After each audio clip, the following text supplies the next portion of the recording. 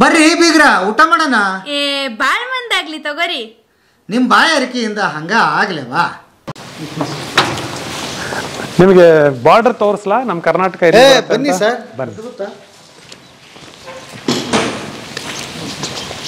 ಅದು ಕೆಳಗೆ ನೋಡಿದ್ರಲ್ಲ, ಅದು ಇನ್ನೊಂದು ಇಲ್ಲಿ ಇಟ್ಟಿದ್ದೀರಿ. ಹಾ, ಇದು ಇನ್ನೊಂದು, ಇದು ಚಿಕ್ಕದಿದು, ಸಣ್ಣ ಪ್ರಮಾಣದ್ದು. ಇದು ಒಬ್ಬರೇ ಮಾಡುವಂಥದ್ದು, ಅದು 4 ಜನ. ಏನು ಸರ್ ಇದು? ಏನು ವ್ಯೂ ಪಾಯಿಂಟ್ ಸರ್ ಇದು? ಹೌದು. ಹಬ್ಬ ಹಬ್ಬ ಹಬ್ಬ. ಹಾಂ ಹಾಂ, ನಿಮಗೆ ಇಲ್ಲಿ ಫೆನ್ಸಿಂಗ್ ಕಾಣ್ತಾ ಇದೆಯಲ್ಲ, ಕಲ್ಲಿನ ಕೂಚಗಳು ಇಲ್ಲಿ, ಅದೆಲ್ಲ ಇವಾಗ ಗಿಡಗಳಿಂದ ಆವೃತ ಆಗೋಗ್ತಾ ಇದೆ. ಇದು ಈ ಕಡೆಗಿರೋದು ಆಂಧ್ರ. ನಾವು ಆಂಧ್ರದಲ್ಲಿ ಇದ್ದೀವಿ ಈಗ. ಆ ಕೂಚದಿಂದ ಆ ಕಡೆಗಿರೋದೆಲ್ಲ ಕರ್ನಾಟಕ. ಆ ಹೊಂಡ ಏನಿದೆಯಲ್ಲ, ಅದು ಕೆರೆ, ಅದು ಕರ್ನಾಟಕಕ್ಕೆ ಸಂಬಂಧಪಟ್ಟಿದ್ದು. ಅದು ಕರ್ನಾಟಕದಲ್ಲಿದೆ, ನಾವು ಆಂಧ್ರದಲ್ಲಿ ಇದ್ದೀವಿ ಈಗ.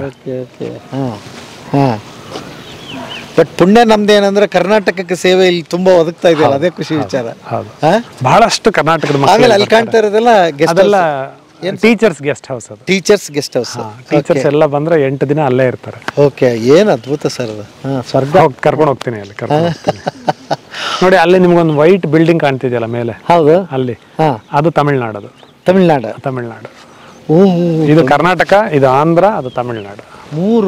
ಮೂರು ಜಂಕ್ಷನ್ ಪ್ಲೇಸ್. ಇದು ಜಂಕ್ಷನ್ ಪ್ಲೇಸ್ ಕುಪ್ಪಂ. ರಜನಿಕಾಂತ್ ಅವ್ರ ಊರು ಇಲ್ಲೇ ಎಲ್ಲೋ ಬರುತ್ತೆ. ಹೌದಾ? ಹೌದು, ಫಿಲ್ಮ್ ಆಕ್ಟರ್ ರಜನಿಕಾಂತ್ ಅವರ ಪೂರ್ವಜರು ಇದ್ದಂತ ಊರು.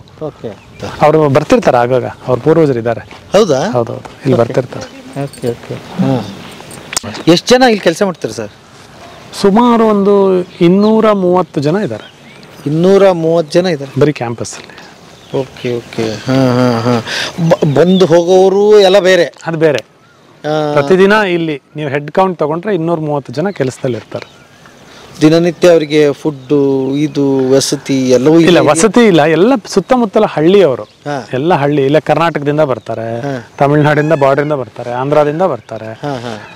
ನಮಗೆ ಸೆಕ್ಯೂರಿಟಿಯಿಂದ ಹಿಡಿದು ಎಲ್ಲ ಗಿಡ ಹಾಕ್ಲಿಕ್ಕೆ ಬರ್ತಕ್ಕಂಥ ಎಕಾಲಜಿ ಡಿಪಾರ್ಟ್ಮೆಂಟ್ನವರಿಂದ ಹಿಡಿದು, ಟೀಚರ್ಸ್ ಇಂದ ಹಿಡಿದು, ಡ್ರೈವರ್ಸ್ ಇಂದ ಹಿಡಿದು ಪ್ರತಿಯೊಬ್ಬರು ಕೂಡ ಎಲ್ಲ ಇಲ್ಲಿ ಸುತ್ತಮುತ್ತಲಿಂದ ಬರುವಂಥವ್ರು. ಜಾಸ್ತಿ ನಾವು ಯಾರನ್ನು ಬೇರೆ ಹೊರಭಾಗದಿಂದ ತಂದಿರುವಂಥದ್ದು ಕಡಿಮೆ. ಯಾಕೆಂದರೆ ಇಲ್ಲೇ ಸ್ಥಳೀಯವಾಗಿರ್ತಕ್ಕಂಥವ್ರಿಗೆ ಅವಕಾಶ ಕೊಟ್ಟರೆ ಅವ್ರಿಗೂ ಬೆಳಿಲಿಕ್ಕೆ ಒಂದು ಸಂದರ್ಭ ಒದಗಿಸ್ಕೊಟ್ಟಂಗೆ ಆಗುತ್ತೆ ಅಂತ. ನೀವು ಯಾರನ್ನೇ ಕೇಳಿ, ಇಲ್ಲಿ ಇರೋರೆಲ್ಲ ಎಲ್ಲರೂ ಇಲ್ಲಿಂದ 5 ಕಿಲೋಮೀಟ್ರು, 3 ಕಿಲೋಮೀಟ್ರು, 8 ಕಿಲೋಮೀಟ್ರು ಸುತ್ತಮುತ್ತಲೇ ಇರ್ತಕ್ಕಂಥವ್ರು ಹೋಗ್ಬಿಡ್ತಾರೆ. ಅಲ್ಲಿಂದ ಇಲ್ಲಿ ಬೆಳಗ್ಗೆ ಬರ್ತಾರೆ, ಕೆಲಸಕ್ಕೆ ಬರ್ತಾರೆ, ಸಾಯಂಕಾಲ ಆಗ್ತಿದ್ದಂಗೆ ಹೋಗ್ತಿರ್ತಾರೆ. ಎಕ್ಸೆಪ್ಟ್ ಸೆಕ್ಯೂರಿಟಿ ಮಾತ್ರ 3 ಟರ್ಮ್ಗಳಲ್ಲಿರುತ್ತೆ. ಸೊ 8 ಅವರ್ಸ್ಗಳಲ್ಲಿರುತ್ತೆ. ಓಕೆ, ನೀವು ಮಾತಾಡ್ತಾ ಹೇಳ್ತಿದ್ರಿ ಸ್ಕೂಲ್ಗಳು ಇಲ್ಲಿ ಮಕ್ಕಳು ಬರ್ತವೆ ಹೋಗ್ತವೆ ಅಂತ. ಅದಕ್ಕೆ ಹೇಗಿದೆ ಸರ್ ಅದು ಸಿಸ್ಟಮ್ ಹೇಗಿದೆ? ಯಾರು ನೀವೇ ಅಪ್ರೋಚ್ ಮಾಡ್ತೀರಾ ಅಥವಾ ನಾವೇ ನಿಮಗೆ ಮಾಡಬೇಕಾ? ಹೇಗೆ? ಹೌದು, ಇಲ್ಲಿ ನಾವು ಸರ್ಕಾರಿ ಶಾಲೆಗಳಿಗೆ ಒದಗಿಸ್ಕೊಡ್ತೀವಿ ಅವಕಾಶ, ಬಂದು ಹೋಗ್ಲಿಕ್ಕೆಲ್ಲ ಅವಕಾಶ ಕೊಡ್ತೀವಿ. ಇನ್ನು ಉಳಿದಂತೆ ಪ್ರೈವೇಟ್ ಶಾಲೆಗಳು ಕೂಡ ಬರುತ್ತೆ, ಇಲ್ಲಿ ಬರ್ತಾರೆ ಈ ಅನುಭವವನ್ನು ಪಡ್ಕೊಳ್ಳೋಕ್ಕೆ ಅಂತ ಬರ್ತಾರೆ. ಅವರಿಗೆ ಆಗ್ತಕ್ಕಂಥ ಅಂದರೆ ಕಾಸ್ಟ್ ನಾವು ಬೇರ್ ಮಾಡಬೇಕಾಗತ್ತೆ. ಅಂದರೆ ಉಳ್ಕೊಳ್ಬೇಕು ಅಂದರೆ ಅದಕ್ಕೆ ಒಂದು ಮಿನಿಮಮ್ ಕಾಸ್ಟ್ ಇದೆ. ಅವ್ರದ್ದು ಊಟ, ವಸತಿ, ಅದಕ್ಕೆ ಸಂಬಂಧಪಟ್ಟಂಥ ಒಂದು ಮಿನಿಮಮ್ ಕಾಸ್ಟ್ ಇದೆ. ಅದನ್ನು ಬೇರ್ ಮಾಡಿದ್ರು ಅಂತಂದರೆ ಅವ್ರು ಇಲ್ಲಿ ಉಳ್ಕೊಳ್ಬಹುದು. ಅದಕ್ಕೆ ನಾವು ಕ್ಯಾಂಪ್ಸ್ ಅಟ್ ಕ್ಯಾಂಪಸ್ ಅಂತ ಒಂದು ಕಾರ್ಯಕ್ರಮ ಮಾಡ್ತೀವಿ. ಅದಕ್ಕೆ ಬಂಧು ಪ್ರೋಗ್ರಾಮ್ ಅಂತ ಇಟ್ಟಿದ್ದೀವಿ. ಅಂದರೆ ನಾವು ನಿಮ್ಮ ಬಂಧುಗಳು ಬನ್ನಿ, ಇಲ್ಲಿ ಅನುಭವಿಸಿ, ನೋಡಿ ಏನಿದೆ ಅಂತ ಅರ್ಥ ಮಾಡ್ಕೊಳ್ಳಿ ಅಂತ ಹೇಳಿ. ಅವ್ರಿಲ್ಲಿ ಬಂದಾಗ ನೀವೇನು ನೋಡಿದ್ರಲ್ಲ ಈಗ ವಿಜ್ಞಾನದಲ್ಲಿ ಚಟುವಟಿಕೆಗಳನ್ನೆಲ್ಲ, ಈ ಥರದ್ದು ಭೌತಶಾಸ್ತ್ರಕ್ಕೆ ಸಂಬಂಧಪಟ್ಟಿದ್ದು, ರಸಾಯನಶಾಸ್ತ್ರಕ್ಕೆ ಸಂಬಂಧಪಟ್ಟಿದ್ದು, ಜೀವಶಾಸ್ತ್ರಕ್ಕೆ ಸಂಬಂಧಪಟ್ಟಿದ್ದು, ಸಸ್ಯಶಾಸ್ತ್ರಕ್ಕೆ ಸಂಬಂಧಪಟ್ಟಿದ್ದು, ಆಮೇಲೆ ಇನ್ನೋವೇಷನ್ ಹಬ್ಗೆ ಸಂಬಂಧಪಟ್ಟಿದ್ದು, ಇದಕ್ಕೆ ಸಂಬಂಧಪಟ್ಟಂಥ ಎಲ್ಲ ತರಗತಿಗಳನ್ನು ತಗೊಳ್ತೀವಿ. ಅವರಿಗೆ ತಗೊಂಡು ಅವ್ರನ್ನ ಸುಮಾರು 4 ದಿವಸ ನಮ್ಮಲ್ಲಿ ಇಟ್ಕೊಂಡು ಅವ್ರಿಗೆ ಈ ಅನುಭವವನ್ನೆಲ್ಲ ಕೊಟ್ಟು ಕಳಿಸ್ತೀವಿ. ಸೊ ಅದಕ್ಕೆ ಕೆಲವೊಂದು ನಾಮಿನಲ್ ಚಾರ್ಜಸ್ ಇರುತ್ತೆ, ಅದನ್ನು ಬೇರ್ ಮಾಡಿ ಅವ್ರು ಬರ್ಬೋದು. ಈ ಸರ್ಕಾರಿ ಮಕ್ಕಳಿಗಂತೂ ಏನಿಲ್ಲ. ಈಗ ಸರ್ಕಾರಿ ಮಕ್ಕಳಿಗೆ ಅದಕ್ಕೇನು ವ್ಯಾಪ್ತಿ ಇದೆ, ಎಷ್ಟು ಕಿಲೋಮೀಟರ್ ಒಳಗಡೆ ಅಂತ ಏನಾದರೂ ಇದೆಯಾ? ಇಲ್ಲ, ಅವ್ರು ಬೆಳಗ್ಗೆ ಬಂದು ಹೋಗ್ಲಿಕ್ಕೆ ಏನು ತೊಂದರೆ ಇಲ್ಲ. ಅವ್ರು ಬರಬಹುದು, ನೋಡ್ಕೊಂಡು ಹೋಗಬಹುದು. ಅಂದರೆ ಉಳ್ಕೊಳ್ಬೇಕು ಅಂದರೆ ಉಳ್ಕೊಳ್ಳೋದಕ್ಕೆ ಬೇಕಾಗ್ತಕ್ಕಂಥ ವೆಚ್ಚ ಕೊಡಬೇಕಾಗತ್ತೆ, ಅದನ್ನು ಬೇರೆ ಮಾಡಿ. ಈಗ ದೂರದಿಂದ ಈಗ ಇದನ್ನು ನೋಡ್ತೀರ ಅವ್ರು ಮೋಸ್ಟ್ಲಿ ಹಂಗೆ ಅನ್ಕೋ, ನಮ್ಮ ಸ್ಕೂಲ್ ಮಕ್ಕಳನ್ನು ಅಲ್ಲಿ ಕರ್ಕೊಂಡು ಹೋಗ್ಬೇಕಪ್ಪ, ಇದನ್ನೆಲ್ಲ ತೋರಿಸ್ಬೇಕು ಅಂತ ಅನ್ನೋದಿದ್ರೆ ಅವರು ನಮ್ಮನ್ನು ಕಾಂಟ್ಯಾಕ್ಟ್ ಮಾಡಬಹುದು. ಕಾಂಟ್ಯಾಕ್ಟ್ ಮಾಡಿ ಬುಕ್ ಮಾಡ್ಕೊಳ್ಬಹುದು. ನಮ್ಗೆ ಈಗಾಗಲೇ ಸುಮಾರು ನಮಗೆ ವರ್ಷದಲ್ಲಿ ಏನಿಲ್ಲ ಅಂದ್ರೂ ಒಂದು 250 ದಿನ ಬುಕ್ ಆಗಿಬಿಟ್ಟಿರ್ತೀವಿ ನಾವು ಆಲ್ಮೋಸ್ಟ್. ಪ್ರೀ ಬುಕ್ ಮಾಡ್ಕೊಳ್ತಾರೆ ಶಾಲೆಗಳು. ಬಂದು 2 ದಿವಸಕ್ಕೆ, 3 ದಿವಸಕ್ಕೆ, 5 ದಿವಸಕ್ಕೆ ಅಂತ ಹೇಳಿ ಅವ್ರ ಮಕ್ಕಳನ್ನು ಕರ್ಕೊಂಡು ಬರ್ತಾರೆ ಶಿಕ್ಷಕರ ಜೊತೆಗೆ.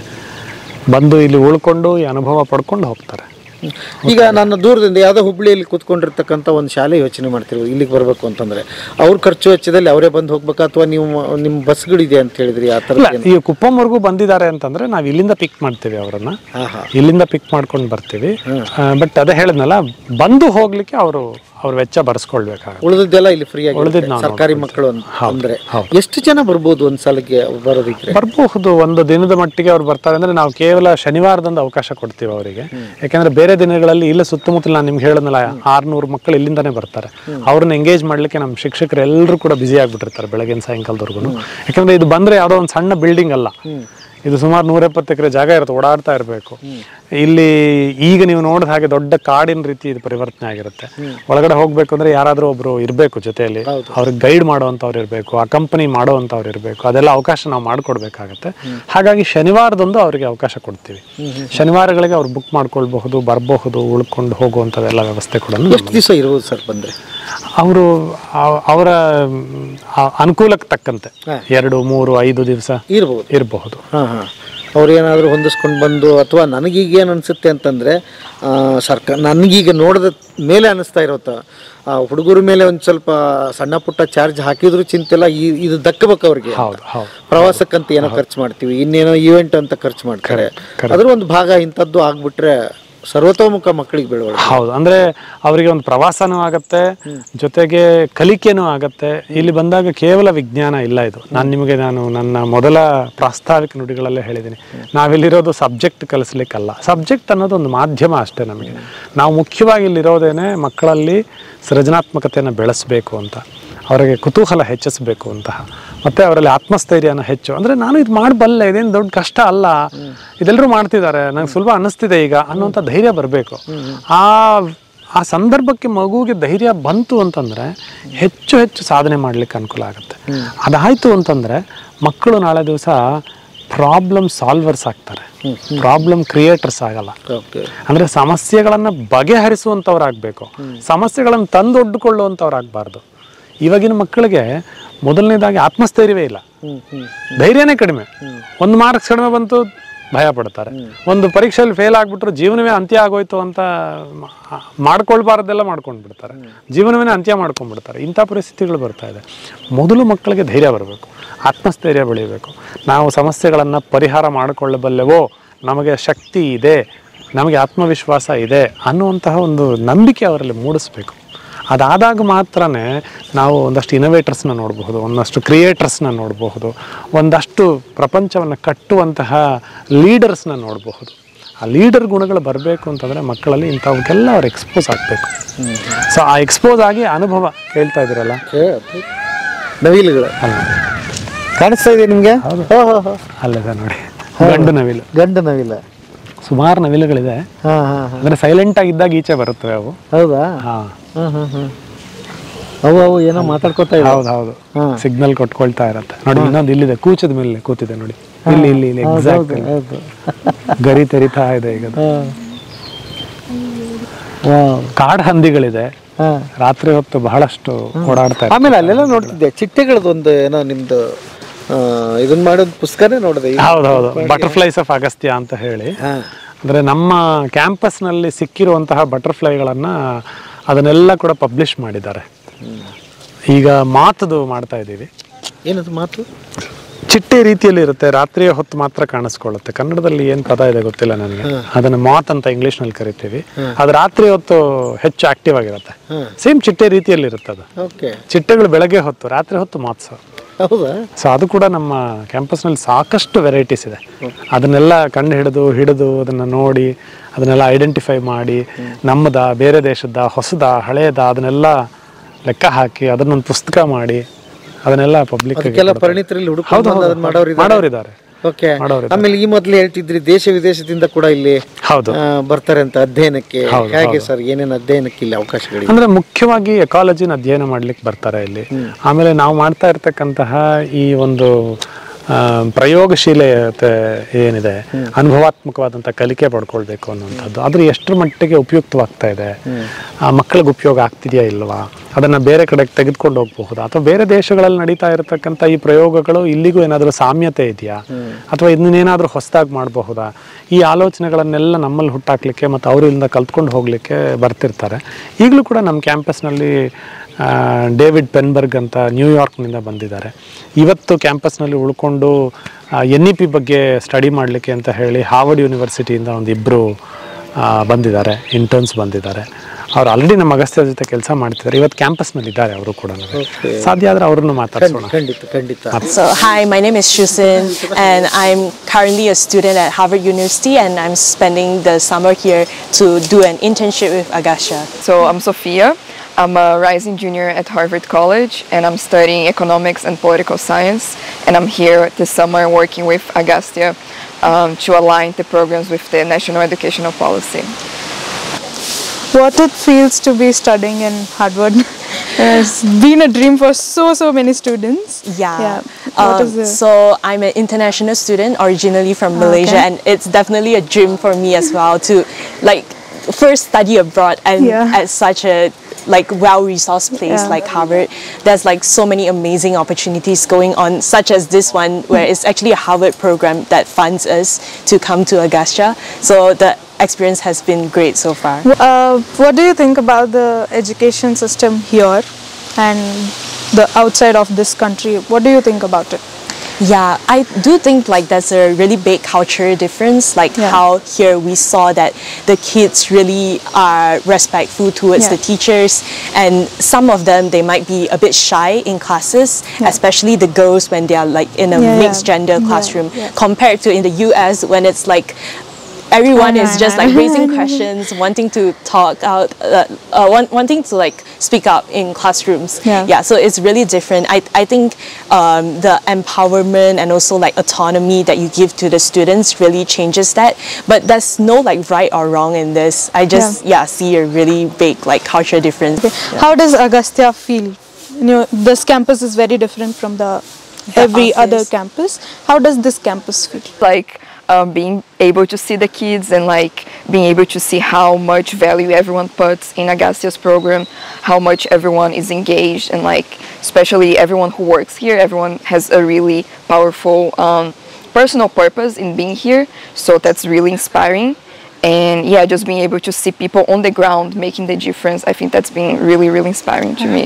First thing that I can think of is the nature. You see so many greeneries here, and also a lot of bugs that welcome us as well.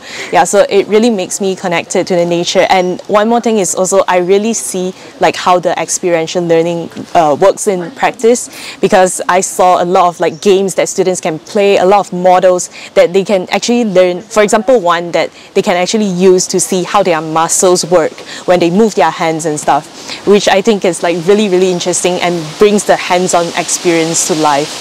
ಮೊದಲನೇದಾಗಿ ಪೇರೆಂಟ್ಸ್ಗೆ ಅವೇರ್ನೆಸ್ ಬಂದುಬಿಟ್ರೆ, ಅಂದರೆ ನಮ್ಮ ಮಕ್ಕಳು ಕೂಡ ಸರಿಯಾದ ದಾರಿಯಲ್ಲಿ ಹೋಗ್ತಿದ್ದಾರೆ, ಕಲ್ತ್ಕೊಳ್ತಾ ಇದ್ದಾರೆ ಅನ್ನೋವಂಥದ್ದು ಬರಬೇಕು. ಬಂದರೆ ಒಳ್ಳೆಯದು ಕೂಡ. ಅದಕ್ಕೆ ನಾವು ಒಂದು ಕಾರ್ಯಕ್ರಮ ಇಟ್ಕೊಂಡಿದ್ದೀವಿ, ಅಂಜನಿ ಅಂತ ಒಂದು ಕಾರ್ಯಕ್ರಮ. ಯಾವಾಗ ನಡೆಯಿತು ಇದು? ವರ್ಷದಲ್ಲಿ 2 ರಿಂದ 3 ಸಲ ನಡೆಯುತ್ತೆ, ಮಿನಿಮಮ್ 2 ರಿಂದ 3 ಸಲ ನಡೆಯುತ್ತೆ. ಅವರವರ ನಮ್ಮ ಶಿಕ್ಷಕರು ಯಾರಿದ್ದಾರೆ, ಅಗಸ್ತ್ಯ ಶಿಕ್ಷಕರು ಯಾರಿದ್ದಾರೆ, ಅವ್ರಿಗೆ ಅನುಕೂಲವಾದಾಗೆಲ್ಲ ಕೂಡ ಅವ್ರ ಜೊತೆ ಸಂವಾದ ಮಾಡ್ತಿರ್ತಾರೆ. ಮಗ ಏನಾದರೂ ಮಾಡದ್ನ, ಮಗಳೇನಾದರೂ ಹೇಳಿದ್ರ, ಹೌದು ಮಾಡ್ಕೊಳ್ತಿರ್ತಾರೆ. ಆಮೇಲೆ ಸಾಧ್ಯ ಆದಷ್ಟು ಕೂಡ ಶಾಲೆಗಳಲ್ಲಿ ಪೋಷಕರ ಸಭೆ ಕರೆದಾಗ ನಾವು ಹೋಗ್ತೀವಿ. ನಾವು ಹೋಗಿ ನಿಮ್ಮ ಮಕ್ಕಳೆಲ್ಲ ನಮ್ಮ ಸಂಸ್ಥೆಗೆ ಬಂದಿದ್ರಲ್ಲ, ಏನ್ ಮಾಡಿದ್ರು, ಮನೆಗೆ ಬಂದು ಶಾಲೆಗೆ ಬಂದು ಏನ್ ಮಾಡಿದ್ರು, ಅಥವಾ ಫ್ರೆಂಡ್ಸ್ ಜೊತೆ ಏನಾದ್ರು ಮಾತಾಡ್ಬೇಕಾದ್ರೆ ನೋಡಿದ್ರ, ನಿಮಗೆ ಏನಾದ್ರು ಮೆಟೀರಿಯಲ್ಸ್ ಬೇಕು ಅಂತ ಹೇಳಿ ಕಾಟ ಕೊಟ್ರ, ಏನೋ ತಂದ್ಕೊಡಿ ಅಂತ ಕೇಳಿದ್ರ, ಈ ರೀತಿಯಾದ ಪ್ರಶ್ನೆಗಳ ಮೂಲಕ ನಾವು ಕೂಡ ಎವ್ಯಾಲ್ಯುಯೇಷನ್ ಮಾಡ್ಕೋತಾ ಇರ್ತೀವಿ. ಅಂದ್ರೆ ನಮ್ಮ ಕಾರ್ಯಕ್ರಮ ಯಶಸ್ವಿ ಆಗಿದೆಯಾ ಇಲ್ವಾ, ನಾವು ಹೇಳ್ಕೊಟ್ಟಂಥ ವಿಚಾರಗಳು ಅವರಲ್ಲಿ ಏನಾದರೂ ತಲೆಯಲ್ಲಿ ಮೂಡಿದೆಯಾ ಇಲ್ವಾ, ಈ ಆಲೋಚನೆಗಳನ್ನು ನಾವು ಅವರಲ್ಲಿ ಬರೆಸೋದಕ್ಕೆ ಪ್ರಯತ್ನ ಮಾಡ್ತೀವಿ. ಸಾಕಷ್ಟು ಪೇರೆಂಟ್ಸು ಅದಕ್ಕೆ ಬಹಳ ಧನಾತ್ಮಕವಾಗಿ ಉತ್ತರ ಕೊಟ್ಟಿದ್ದಾರೆ, ಆಮೇಲೆ ಸಹಕಾರ ಕೊಟ್ಟಿದ್ದಾರೆ ಮಕ್ಕಳಿಗೆ.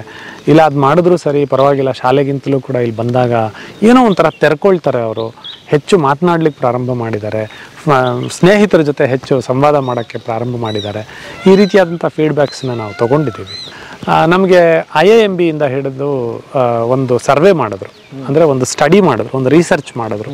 ಅಗಸ್ತ್ಯ ಅವರು ಪಾಠ ಮಾಡಿದಾಗ ಎಷ್ಟು ಸಲ ಬಂದರೆ ಕಲಿಕೆ ಚೆನ್ನಾಗಾಗತ್ತೆ ಅಂತ ಹೇಳಿ. 1 ಸಲ ಬಂದ ಮಗು, 2 ಸಲ ಬಂದ ಮಗು, 3ನೇ ಸಲ ಅದು 4, 5, 6, 7, 8 ಇಷ್ಟು ಸಲ ಎಲ್ಲ ಬಂದಿರುವಂಥ ಮಕ್ಕಳನ್ನೆಲ್ಲ ಅವರು ಅಭ್ಯಾಸ ಮಾಡಿ ಒಂದು ಗ್ರಾಫ್ ಡಿಸೈನ್ ಮಾಡಿದ್ರು. ಆ ಗ್ರಾಫಲ್ಲಿ ನೋಡಿದಾಗ 4ರವರೆಗೂ ಅದು ಹೋಗುತ್ತೆ. 4 ಸಲ ಬಂದಿದ್ರೆ ಒಂದು 8 ಎಕ್ಸ್ಪೋಜರ್ ಅಂತ ಆಗುತ್ತೆ. ಅಲ್ಲಿಗೆ ಬರೋವರೆಗೂ ಕೂಡ ಮಗುವಿನಲ್ಲಿ ತುಂಬ ಚೆನ್ನಾಗಿರುತ್ತೆ ಕಲಿಕೆ. ಅದಾದ್ಮೇಲೆ ಅದು ಸ್ವಲ್ಪ ಫ್ಲಾಟ್ ಆಗ್ತಾ ಹೋಗುತ್ತೆ. ಅದು ಎಲ್ರಿಗೂ ಸಹಜ. ಈಗ ಒಂದೇ ಪಿಕ್ಚರ್ನ ನೀವು ಎಷ್ಟು ಸಲ ನೋಡ್ಬೋದು, 4 ಸಲ 5 ಸಲ 6 ಸಲ ನೋಡಿ, ಅದಾದ್ಮೇಲೆ ನನಗೆ ಸೀನ್ ಬೈ ಸೀನ್ ಗೊತ್ತಾಗ್ಲಿಕ್ಕೆ ಹೋಗುತ್ತೆ. ಸೊ ಹಾಗೆ ಅವರು ಸ್ಟಡಿ ಮಾಡಿಬಿಟ್ಟು ಅದನ್ನೆಲ್ಲ ಡೇಟಾ ಕೊಟ್ಟು ನಮಗೆ ನೀವು ಮಿನಿಮಮ್ ಮಕ್ಕಳನ್ನು ಇಷ್ಟು ಸಲ ಅಲೋ ಮಾಡಿದ್ರೆ ಅವರಲ್ಲಿ ಕಲಿಕೆ ಆಗಲಿಕ್ಕೆ ಸಾಧ್ಯ ಆಗುತ್ತೆ ಅಂತ ಹೇಳಿ ಕೊಟ್ಟರು. ಆ ಬೇಸ್ ಮೇಲೆ ನಾವು ಅಷ್ಟಕ್ಕೆ ಮುಂಚೆ ಎಲ್ಲ 1 ಸಲ ಹೋಗ್ತಿದ್ವಿ ಶಾಲೆಗೆ, 1 ವರ್ಷದಲ್ಲಿ ಅಷ್ಟೇ. ಆಮೇಲೆ ಇನ್ನೊಂದು ಶಾಲೆಗೆ ಹೊಟ್ಟೋಗ್ತಾ ಇದೆ, ಹಾಗೆ ಮತ್ತೊಂದು ಶಾಲೆ, ಹಾಗೆ ಶಾಲೆಯಿಂದ ಶಾಲೆಗೆ ಹೊಟ್ಟೋಗ್ತಾ ಇದ್ವಿ. ಅದು ಒಂದೇ ಸಲ ಇರುತ್ತಾ ಪೀರಿಯಡ್ ಅಥವಾ ತಿಂಗಳು? ವರ್ಷದಲ್ಲಿ 4 ಬಾರಿ ಬರಬೇಕು ಇಲ್ಲಿಗೆ. ಒಟ್ಟು ಎಷ್ಟು ಜಿಲ್ಲೆಗಳ ವಿದ್ಯಾರ್ಥಿಗಳು ಇಲ್ಲಿ ಬಂದು ಹೋಗಿದ್ದಾರೆ? ಆಲ್ಮೋಸ್ಟ್ ನನಗೆ ಗೊತ್ತಿರೋ ಮಾಹಿತಿ ಪ್ರಕಾರ ಇಲ್ಲಿ ಸುಮಾರು ಒಂದು 22 ರಾಜ್ಯಗಳಿಂದ ಬಂದಿದ್ದಾರೆ. ನಮ್ಗೆ ಇಲ್ಲಿ ಒಂದು ಹಡಗ್ ತರ ಕಾಣಿಸ್ತಾ ಇದೆಯಪ್ಪ. ಸೊ ಇದು ಬಂದು ಸಬ್ಮೆರಿನ್ ಅಂತ, ಸಬ್ಮೆರಿನ್ ಲ್ಯಾಬ್ ಅಂತ. ಸೊ ಇಲ್ಲಿ ಮಕ್ಕಳಿಗೆ ಮಾಮೂಲಾಗಿ ತುಂಬಾ ಕ್ವಶನ್ಸ್ ಇರುತ್ತೆ, ತುಂಬಾ ಕ್ಯೂರಿಯಸ್ ಇರುತ್ತೆ. ಹೆಂಗ್ ಸಬ್ಮೆರಿನ್ ಬಂದು ವರ್ಕ್ ಆಗುತ್ತೆ, ಅಂದ್ರೆ ಶಿಪ್ಸ್ ಬಂದು ಹೆಂಗ್ ವರ್ಕ್ ಆಗುತ್ತೆ ಅಂದ್ರೆ ನಮ್ಗೆ ಚೆನ್ನಾಗಿ ಗೊತ್ತು. 1 ರೂಪಾಯಿನ ನಾವು ವಾಟರ್ ಅಲ್ಲಿ ಹಾಕಿದ್ರೆ ಏನಾಗುತ್ತೆ, ಸಿಂಕ್ ಆಗತ್ತಲ್ವಾ. ಆದ್ರೆ ಶಿಪ್ ಜಾಸ್ತಿ ವೆಯ್ಟ್ ಇರುತ್ತೆ, ಹೆಂಗ್ ಅದು ಫ್ಲೋಟ್ ಆಗ್ತಿದೆ ಅಂತ ಕಡಿಮೆ ಡೌಟ್ಸ್ ಇರುತ್ತೆ. ಸೊ ಅದನ್ನ ನಾವು ಇಲ್ಲಿ ಶಿಪ್ ಬಗ್ಗೆ ಮಾತ್ರ ಹೇಳ್ಕೊಡ್ತೀವಿ ಮಕ್ಕಳಿಗೆ ಇಲ್ಲಿ. ಸೊ ಇಲ್ಲಿ ನೋಡಿದ್ರೆ ಇಲ್ಲಿ ಸ್ವಲ್ಪ ಪಾರ್ಟ್ಸ್ ಇದೆ. ಇನ್ನೊಂದು ಗೊತ್ತಾ ನಿಮ್ಗೆ, ಈ ಪಾರ್ಟ್ಸ್ ಬಂದು original parts. Original parts, this are not duplicate parts. ಇದು ಒರಿಜಿನಲ್ ಪಾರ್ಟ್ಸ್. ಇದನ್ನ ನಾವು ಮಲೇಷಿಯಾನಿಂದ ಇಸ್ಕೊಂಡ್ ಬಂದು ಇಲ್ಲಿ ಒಂದು ಲ್ಯಾಬ್ ತರ ಇರಬೇಕು ಅಂತ ಈ ತರ ಮಾಡಿದ್ದೀವಿ. ಇದ್ರಿಗೂ ಒಂದು ನೇಮು ಇದೆ ಈ ಶಿಪ್ಗೆ. ಅದನ್ನ ನೇಮು ಸೈಪನ್ ಸ್ಕಿಪ್ಪರ್ ಅಂತ. ಒಂದು ಶಿಪ್ ನ ನಾವು ಈಸ್ಕೊಂಡು ಅದನ್ನ ಡಿಸ್ಮ್ಯಾಂಟಲ್ ಮಾಡಿ ಅದನ್ನ ಶಿಪ್ ಲ್ಯಾಬ್ ತರ ಕನ್ಸ್ಟ್ರಕ್ಟ್ ಮಾಡ್ಬೇಕು ಅಂತ ಇದನ್ನ ಇಲ್ಲಿ ಇಟ್ಟಿದ್ದೀವಿ. ಹೌದಾ? ಯಾಕೆ ಈ ಲ್ಯಾಬ್ ಇಲ್ಲೇ ಮಾಡ್ಬೇಕು ಅಂದ್ರೆ ಇಲ್ಲಿ ನಮ್ಗೆ ನೀರ್ ಕಾಣಿಸ್ತಿದೆ. ಇವಾಗ ಇಲ್ಲಿ ಕೂತ್ಕೊಂಡ್ರೆ ನಮ್ಗೆ ಫೀಲ್ ಬರುತ್ತೆ, ಎಸ್ ನಾವು ಓಷನ್ ದಲ್ಲಿ ಇದೀವಿ ಅಂತ. ಅದಕ್ಕೆ ಇದನ್ನ ಇಲ್ಲಿ ಕನ್ಸ್ಟ್ರಕ್ಟ್ ಮಾಡಿರೋದು. ಯಾಕಂದ್ರೆ ಇಲ್ಲಿ ಮಕ್ಕಳು ಸಮುದ್ರಕ್ಕೆ ಹೋಗಿ ಅದು ಶಿಪ್ ಯಾರ್ಡ್ ಹೋಗಿ ಇದನ್ನೆಲ್ಲ ಅವರು ನೋಡ್ಕೊಂಡು ತರೋದಕ್ಕೆ ಅವಕಾಶ ಇಲ್ಲ. ಹೌದು. ಹಾಗಾಗಿ ಅವ್ರಿಗೆ ಏನಾದ್ರೂ ಒಂದು ಅವಕಾಶ ಇಲ್ಲೇ ಕಲ್ಪಿಸಬಹುದು ಅಂತ ಅಂದ್ರೆ ಏನೆಲ್ಲ ನಾವು ಕೊಡಬಹುದು ಅಂತ ಯೋಚನೆ ಮಾಡಿ ಇದರ ಡಿಸ್ಮ್ಯಾಂಟಲ್ ಪಾರ್ಟ್ಸ್ ನೆಲ್ಲ ಇಲ್ಲಿ ತಗೊಂಡ್ ಬಂದು ಇದ್ರ ಮೇಲೆ ಇನ್ಸ್ಟಾಲೇಷನ್ ಮಾಡಿ ಪ್ರತಿ ಒಂದೊಂದು ಪಾರ್ಟ್ ಅನ್ನು ನಾವು ತಗೊಂಡ್ ಬಂದಿದ್ದೀವಿ. ಸುಮ್ಮನೆ ಏನೋ ಬೇಕಾಬಿಟ್ಟಿ ತಂದಿಲ್ಲಿ ಇಟ್ಟಿಲ್ಲ, ಪ್ರತಿ ಒಂದನ್ನೇ ತಗೊಂಡ್ ಬಂದಿಲ್ಲಿ ಇಟ್ಟು ಇದರದ ಆಂಕರ್ ಆ ಕಡೆ ಇದೆ, ತೋರಿಸ್ತೀನಿ ನಾನು ನಿಮ್ಗೆ. ಈ ರೋಡಿಂದ ಆ ಕಡೆಗಿದೆ, ಅಲ್ಲಿ ಇಟ್ಟಿದೀವಿ. ಅಂದ್ರೆ ಒಂದು ಹಡಗು ನಿಂತ್ಕೊಳ್ತು ಅಂದ್ರೆ ಎಷ್ಟು ದೂರಕ್ಕೆ ಒಂದು ಆಂಕರ್ ಇರುತ್ತೆ. ಅದನ್ನ ಈ ಹಡಗು ಎಷ್ಟು ದೊಡ್ಡದಾಗಿದೆ ಅಂದ್ರೆ ಆಂಕರ್ ಇನ್ ಹೇಗಿರ್ಬೇಕು, ಇದನ್ನ ಕಂಟ್ರೋಲ್ ಮಾಡಿ ಹಿಡಿದಿಡುತ್ತದು ಮುಂದಕ್ಕೆ ಹೋಗ್ದ ಹಾಗೆ ದಡದಲ್ಲಿ. ಆ ತರದ ಆಂಕರ್ ಕೂಡ ತಂದಲ್ಲಿ ಇನ್ಸ್ಟಾಲ್ ಮಾಡಿದ್ದೀವಿ. ಇದನ್ನೆಲ್ಲ ಅವ್ರಿಗೆ ಅಂದ್ರೆ ಹೊರಗಡೆಗೆ ಬಂದ್ರು ಅಂದ್ರೆ ಡೆಕ್ಗೆ ಬಂದಾಗ ಇದನ್ನ ಹೊರಗಡೆಯಿಂದ ನೋಡಿದ್ರು ಅಂದ್ರೆ ಈ ತರ ಎಲ್ಲ ನಾವು ರಿಯಲ್ ಆಗಿ ಹಡಗಿನಲ್ಲಿ ನೋಡ್ದ ಹಾಗಿದೆ ಅನ್ನೋ ಅನುಭವ ಬರ್ಬೇಕು ಅಂತ ಹೇಳಿ ಇದನ್ನೆಲ್ಲ ಕನ್ಸ್ಟ್ರಕ್ಟ್ ಮಾಡಿಸಿ ಇದನ್ನೆಲ್ಲ ರೆಡಿ ಮಾಡಿಸಿದ. ಈಗ ಧೈರ್ಯವಾಗಿ ಹುಡುಗ ಹಡಗದಲ್ಲಿ ಹತ್ತಾನೆ, ಯಾಕಂದ್ರೆ ಅವನಿಗೆಲ್ಲ ಗೊತ್ತಾಗಿದೆ. ಕ್ಯಾಬಿನ್ ರೂಮ್ ಅಂದ್ರೆ ಹೇಗಿರುತ್ತೆ, ಡೆಕ್ ಅಂದ್ರೆ ಹೇಗಿರುತ್ತೆ, ಹೊರಗಡೆ ವಾಕಿಂಗ್ ಸ್ಪೇಸ್ ಅಂದ್ರೆ ಹೇಗಿರುತ್ತೆ ಅವ್ರಿಗೆ, ಆಮೇಲೆ ಸೇಫ್ಟಿ ಗಾರ್ಡ್ಸ್ ಎಲ್ಲ ಹೇಗ್ ಕೊಟ್ಟಿರ್ತಾರೆ ಅದೆಲ್ಲಾನು ಕೂಡ ಒಂದು ಐಡಿಯಾ ಇರುತ್ತೆ. ಫಿಸಿಕ್ಸ್ ವಿಭಾಗದ ಪಕ್ಕದಲ್ಲೇನೆ ಮ್ಯಾಥ್ಸ್ ವಿಭಾಗ ಇದೆ. ಹೌದು. ಹಾಗಾಗಿನೇ ನಾವ್ ಎಂಟರ್ ಆಗ್ತಕ್ಕಂತ ಗೇಟ್ ಬಂದೇನೆ ಪೈ ಗೇಟ್ ಅಂತ ಇದು. ಪೈ? ಹೌದು. ನೀವು ಗಮನಿಸಿದ್ರೆ ನೋಡಿ, ಇಲ್ಲಿಂದ ಗಮನಿಸಿದ್ರೆ ಇದು ಪೈ. ಇದು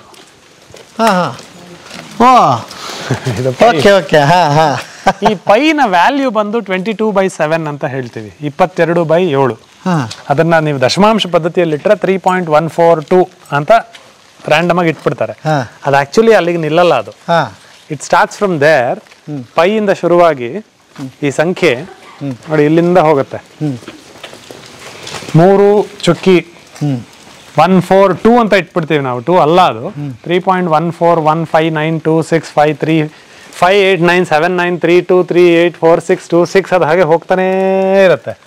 ಎಲ್ಲಿವರೆಗೂ ಹೋಗುತ್ತೆ ಅಂದ್ರೆ ಅದು ಹೋಗ್ತಾನೆ ಇರುತ್ತೆ. ಬನ್ನಿ ನೋಡಿ, ಅದು ಇಲ್ಲಿಗೆ ಬರುತ್ತೆ.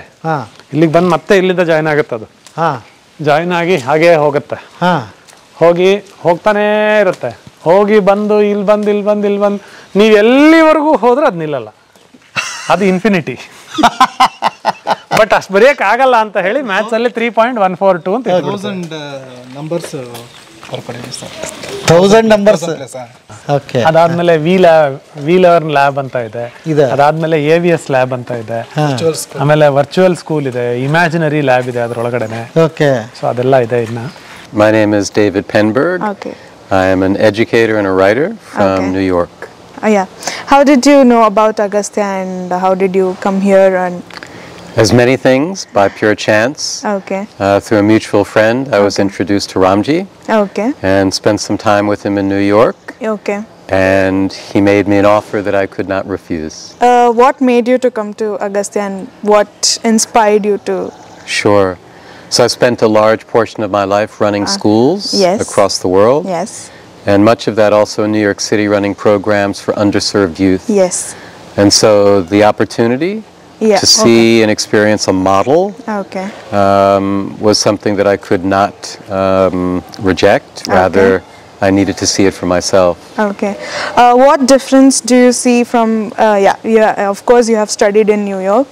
What is the difference that you see in New York and in education, Indian education system? What difference have to be brought in this system?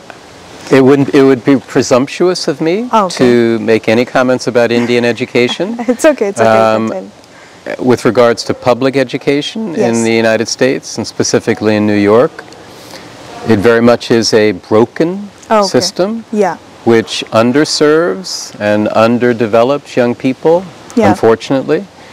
My experience here at Agastya has been radically different. In fact, it renews my sense of hope and potential.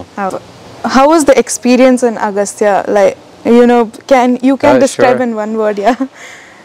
Amazement. Okay. Yeah, wonder. There's not a day that's gone by that I have not left with a sense of awe. Okay. Realizing that this in fact is very possible, that we can both combine theory with practice and actually engage both children and teachers in ways that bring out the very best in them. The thing is, we don't know anything in this world, not even a 1%, I believe, still. And as a student, I see things in a lot different perspective ways. I think for that, learning is the best way that you can just go a little bit more specific. Let us go a little bit more specific. Yeah. There is day-to-day life. We have life evolving all around us, correct? So you have to earn money, run a family, eat food, all that, no? For that, you need to have certain skills. Yes. And certain understanding about something like you said, technology, UX, UI and all that. And you learn that and you sell your ideas, skills and all that, and then you get money, correct? So that's primarily one part of education. One part of education. So that education you manage, because you have been managing from class 1. It's a very linear sequencing. Class 1 to 2, 3, then degree, then PhD, like that, correct? It's a linear sequencing of education which has to be managed. Then there is another education, like for example emotion. Yes. Tell me one thing, in all these education you have gone through, how many times they taught you emotions? Not even a single time, I guess. So emotions are required or not? It is required. Required. So where will we get the emotions now? You have to make a child emotive. You have to make a child empathetic. You have to make a child, caring. Yes. Where will you make that happen? How will you make that happen? That's the second part of education. That's also a very crucial part. One part we said, learn to manage the world through education, which you also said, skill sets and all that. Second part, where will we get? That's another crucial question. So about Agastya, when we enter, the way we treat our children, inherently there is a quality. Yes. We don't obstruct their way of asking questions. We promote asking questions. We take a lot of good care of them. We show a lot of compassion to them, because we know the moment we show compassion and love, inherently that those emotions will get evoked. So how will we learn that? That is why Agastya has created ecology. See, you will learn emotions only from nature. Yes. For example, mother. Mother is the first teacher, and she teaches us love, all sorts of affection, everything comes from her. She is nature. Yes. That is one small nature, then there is big nature, correct? That is why we create a very detailed ecological program in Agastya. 170 acres is nothing but a preserved forest. Many theme forests are there. You've watched, we have Siddhavana, we have Siddhavana, we have Arabindovana. This is an Arabindovana right here. So that is one another set of learning. Then third and crucial set of learning is there. That is also Agastya addresses, which is how to inspire. See, you want to learn gravity, you want to learn momentum, you have to be inspired. Yes. Otherwise you just learn, go write the exam, you pass an exam, you'll do good. Nothing wrong about it. But will it stay with you? No. Yeah. It will stay with you only when you are inspired about knowledge. So Agastya's entire mission is about triggering that curiosity, creativity, inspiration in the child to learn. So we said learning is such a universal phenomenon. Anybody can learn anything, actually anything. I can learn astrophysics. I am not an astrophysicist, but I can learn it. So Agastya's message is, we will go down to the fundamentals of everything. So three aspects of education. One is learning skills and skill sets and all sorts of ideas to run your life. Second is getting this, what makes you a human idea. Yeah. That comes from nature. We addresses that. Third thing is your inquiry, that's why Agastya gives a lot of importance to curiosity. Curiosity, creativity, and thus confidence. Okay. So that's what it is all about. So as a young student, when you see education, you should see all three. You cannot see education just by seeing that I am acquiring a skill, I'll get a job, I'll make a lot of money. See, then you will not, or I will not have peace. Yes. When I can emote, create emotions, when I can care, when I can inquire, then only I will have peace of mind. What are the people outside are missing out, not coming to Agastya? Okay. Yeah. That's also a good question. She's asking brilliant questions. Okay. So the people who founded Agastya, they initially wanted to start a school. Then they see, one thing great about our chairman Ram Ji Raghavan and the team, these are all Suresh and all very early teachers of Agastya. We initiate quite a bit of brainstorming, and any opinion, abhipraya of anybody is taken into with the highest level of significance, and we all sit together and think. We got into an idea that let us expose the children to life-changing moments in science and maths. Okay. So whatever you see here is, once a child goes through one exposure, it transforms her. So it's all about transformation, correct? So you don't need to come to Agastya like continuously for 2-3 years. You don't need to. You just have to come 3-4 times, 5-6 times, correct? So now we wish. See, India has 365 million children, 32 crore children in school-going age. Agastya is reaching close to 2.5 million. Yeah.